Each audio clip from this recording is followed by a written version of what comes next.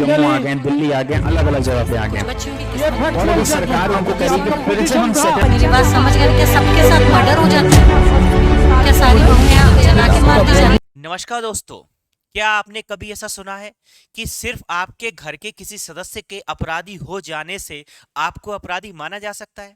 क्या सिर्फ इस वजह से आपको कोई अपराधी कह सकता है या कोई भी कार्य करने से आपको रोका जा सकता है कि आपके घर का कोई सदस्य क्रिमिनल एंटीसीडेंट्स हैं उसके, या कोई भी क्रिमिनल आरोप उस पर लगे हुए हैं, सिर्फ इस वजह से आपको रोका जा सकता है? जी हाँ, वर्तमान एक मामला है एमपी हाई कोर्ट का। सबसे पहले मैं आपको केस का नाम बताऊंगा।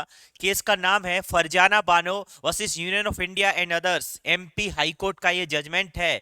एमपी हाई कोर्ट के जजमेंट में हेडिंग देखिए आप, criminal antecedents of family members not to be considered to assess the character for issuance of passport। ये मामला है पासपोर्ट इशुएंस से रिलेटेड। पासपोर्ट अथॉरिटी ने जो यहाँ पर पिटिशनर हैं उनके आवेदन को सिर्फ इस आधार पर खारिज कर दिया क्योंकि उनके पति और उनके ससुर के विरुद्ध में कोई भी एनडीपीएस के कुछ मामले विचाराधीन थे, यानी कि उनको अभियुक्त की कैटेगरी में रख दिया। और सिर्फ इस वजह से ये तर्क देते हुए क्योंकि आपकी फैमिली का क्रिमिनल बैकग्राउंड है इसलिए आपको पासपोर्ट नहीं दिया जा सकता। तब इसके विरुद्ध मध्य प्रदेश उच्च न्यायालय ने यह कहा कि भारतीय संविधान के अनुच्छेद 21 के अंतर्गत विदेश भ्रमण का अधिकार भी, जैसा कि Maneka Gandhi versus union of India के केस में कहा गया कि विदेश भ्रमण का अधिकार हर व्यक्ति का मूल अधिकार है, और मूल अधिकार अगर है विदेश भ्रमण का तो विदेश भ्रमण तो तभी किया जा सकता है जबकि पासपोर्ट उस व्यक्ति के पास हो। तो यह भी कहीं ना कहीं उसका मूल अधिकार है,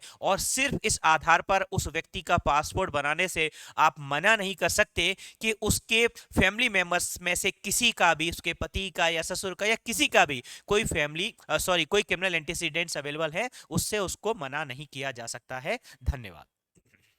Subscribe for more content.